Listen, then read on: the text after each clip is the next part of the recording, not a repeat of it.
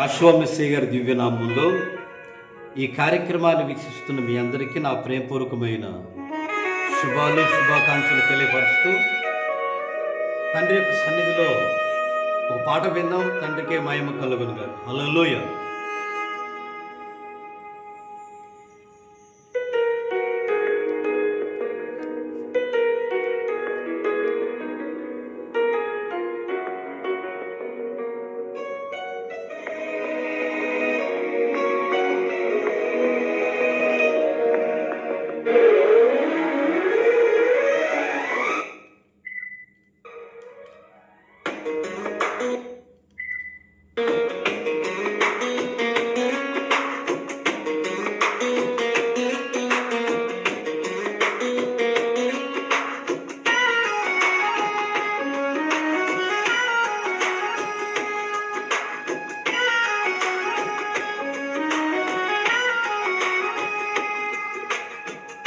ఆనందము నీలోనే, ఆధారము నీవేగా, ఆశ్రయము నీలోనే నా మెస్సయ్యా, స్తోత్రార్హుడా. ఆనందము నీలోనే, ఆధారము నీవేగా, ఆశ్రయము నీవేగా నా మెస్సయ్యా, స్తోత్రార్హుడా. అర్హత లేని నన్ను ప్రేమించినావు, జీవింతు ఇలలో నీ కోసమే, సాక్షార్థమై ఆనందము నీలోనే, ఆశ్రయము నీలోనే నా మెస్సయ్యా, స్తోత్రార్హుడా.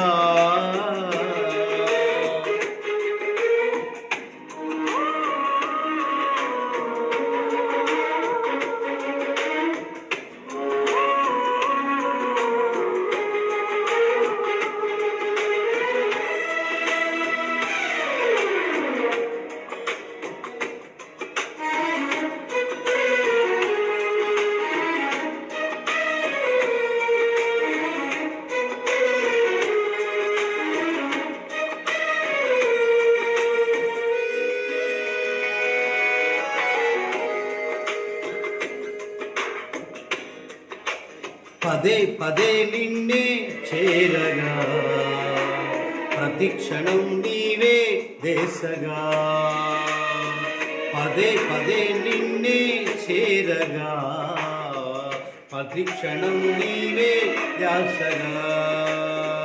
కల్వరాల కోటలో,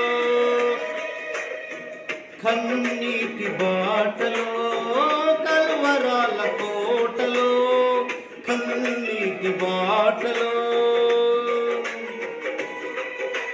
కాపాడే కంశముగా నన్ను ఆవరించిన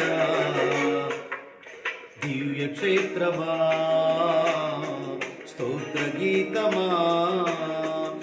ఆనందము నీలోనే, ఆధారము నీవేగా, ఆశ్రయము నీలోనే నా మెస్సయ్యా, స్తోత్రార్హుడా.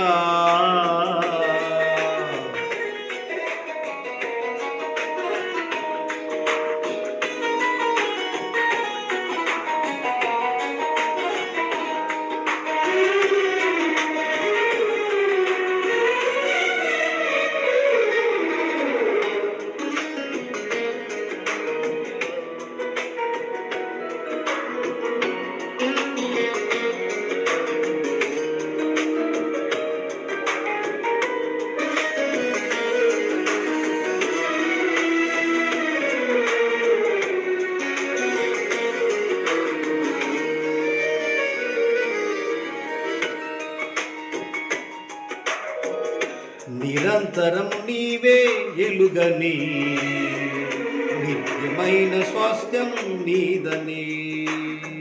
నిరంతరం నీవే వెలుగని, నిత్యమైన స్వాస్థ్యం నీదని.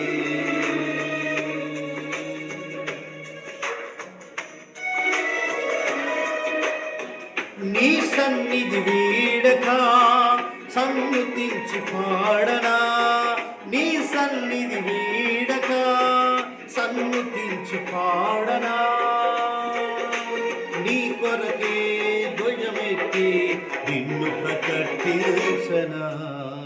సత్యవాక్యమే జీవవాక్యమే, ఆనందము నీలోనే, ఆశ్రయం నీవేగా, ఆశ్రయం నీవేగా నా మెస్సయా, స్తోత్రార్హుడా.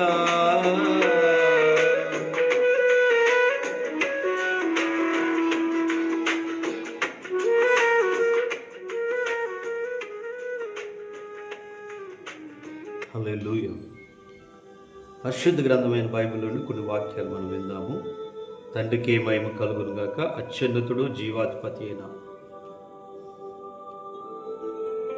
ఎలోహీముకు మహిమ చెల్లిస్తూ శ్రేష్ఠమైన వాక్య భాగాల్లో మనకి ఇచ్చినటువంటి ఈ వాగ్దానాలలో మేలైన దానిని చేపట్టుడి అని ఈ శ్రేష్ఠమైన వాక్య భాగంలో మనం నేర్చుకుందాం. హెబ్రీ పత్రిక 4:14 ఆకాశ మండలం వెళ్ళిన దేవుని యొక్క కుమారుడైన యేసు అనే గొప్ప ప్రధాన యాజకుడు మనకున్నాడు కనుక మనము ఒప్పుకున్న దానిని గట్టిగా పట్టుకుందాము అని ఈ శ్రేష్టమైన పరిశుద్ధమైన వాక్య భాగంలో మనకి తెలియపరుస్తూ ఉంది.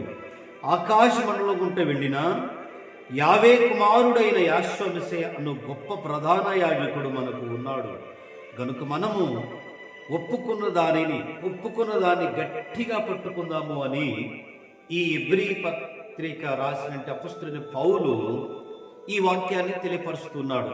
ఏమంటున్నాడంటే, ప్రధాన యాజకుడైన యేసు వారు మనకున్నాడు. మనము రాజులైన యాజక సమూహం, కానీ ఆయన ప్రధాన యాజకుడు.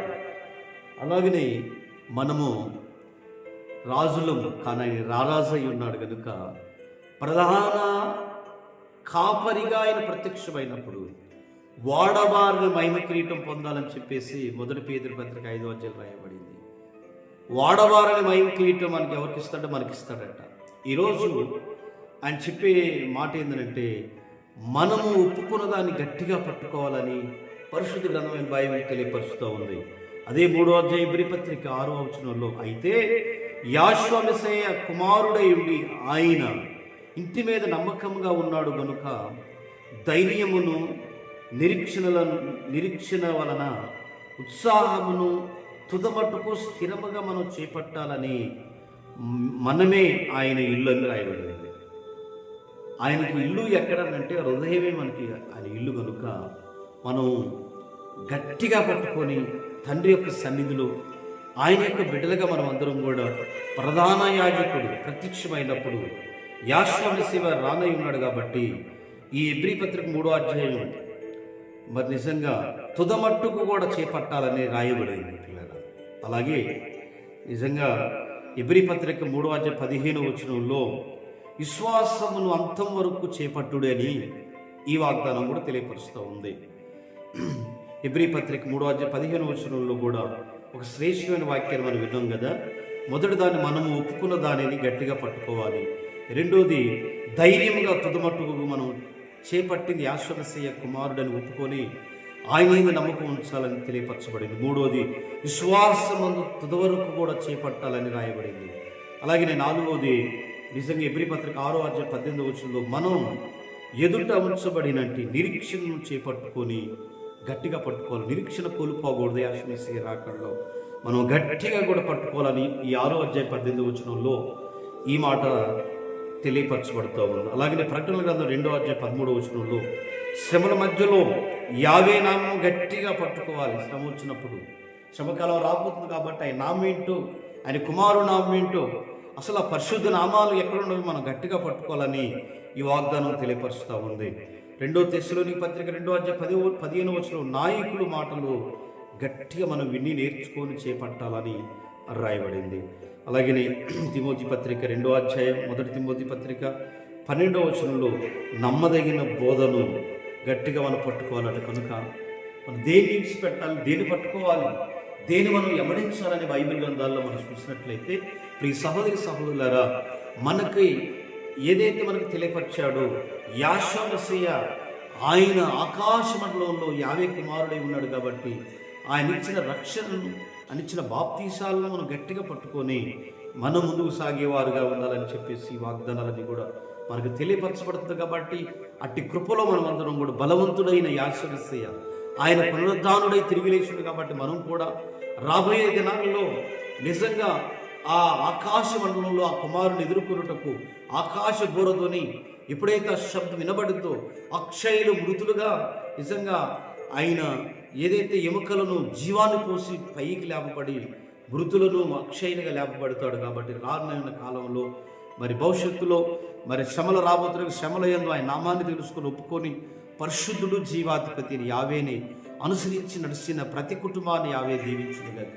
ఈరోజు ఈ దిన దీవెనలతో పరలోకపు తండ్రి అని అంటున్నాడు. ఈరోజు ఆయన నీకు తెలుసా, ఆయన నామం తెలుసా, ఆయన చెప్పినట్టు మాటలు తెలుసా, ఈరోజు ఆయన ఇచ్చినట్టు వాగ్దానాలు ఈరోజు మనం పొందుకుంటున్నాం. కాబట్టి ఆయన కుమారుడు నామాన్ని, తండ్రి యొక్క నామాన్ని ఎవడైతే ఒప్పుకుంటాడో వారికి ఆ రక్షణ చూసి ఆ శబ్దం విని కలిగి భాగ్యం కలిగిద్దని ఇప్పుడు దాకా మనం నేర్చుకున్నాం. కాబట్టి పిల్లరా, మనం ఒప్పుకున్న దాన్ని గట్టిగా పట్టుకొని విడిచిపెట్టకుండా సజీవుడకు యాషా మెస్సీయ పునరుద్ధారుడు తిరిగి లేచాడు. కాబట్టి అది నమ్మిన మనం కనుక శ్రద్ధ భక్తులతో విశ్వాసంతో మనము మన పిల్లల కుటుంబం ఒప్పుకొని ఆయన ఇచ్చినటువంటి వాగ్దానాలు ముందుకెళ్ళే వారమే ఉందాం. అటు కృపాధన్యత మన కుటుంబాల్లో దయ చూపించింది కాక. మీ అందరికీ నా హృదయపూర్వక విషయంలో మీ కొరకు చిన్న ప్రార్థన. మహిమ కలిగిన తండ్రి, పరిశుద్ధుడ, ఈ వాగ్దానాలను చదివాం తండ్రి. ఈ వాగ్దానాలన్నీ బిడ్డల జీవితంలో నెరవేరి తండ్రి, నీ నామాన్ని, నీ కుమారుడు నామాన్ని ఒప్పుకొని పరిశుద్ధాత్మ సావాసంలో పాలిభాగస్తులై గొప్పగా ముందుకు వెళ్ళే కృప దయచేయవలసింది కోరుకుంటూ, ఈ లింక్ ద్వారా వాగ్దానాలు చూసిన ప్రతి కుటుంబాన్ని దర్శించి దీవించమని, యూట్యూబ్లో ఎప్పుడైతే ఈ కార్యక్రమం వీక్షించారో వారిని వారి పిల్లల కుటుంబాలు ఆశీర్వదించమని అతి త్వరలో రానయ్యున్న యాషా మెస్సీయ గారి నామం ద్వారా అడుగుతున్నాం తండ్రి, ఆమేన్. మీకు మీ కుటుంబాలను తండ్రి ఇచ్చినట్టు వాగ్దానాలు మన జీవితాలు నెరవేరినాక తండ్రికి మహిమ. అందరికీ హృదయపూర్వక విషయంలో ఈ కార్యక్రమం గురించి అనేకులకు తెలియపరచండి. ఈ ఛానల్ గురించి సబ్స్క్రైబ్ చేయండి. అలాగే ప్రతి ఒక్కరికి తెలియపరచవలసింది కోరుకుంటూ తండ్రికి మహిమ. అందరికీ ప్రేమపూర్వకమైన ఈ దిన శుభాలు తెలియపరుస్తున్నాను. తండ్రికి మహిమ.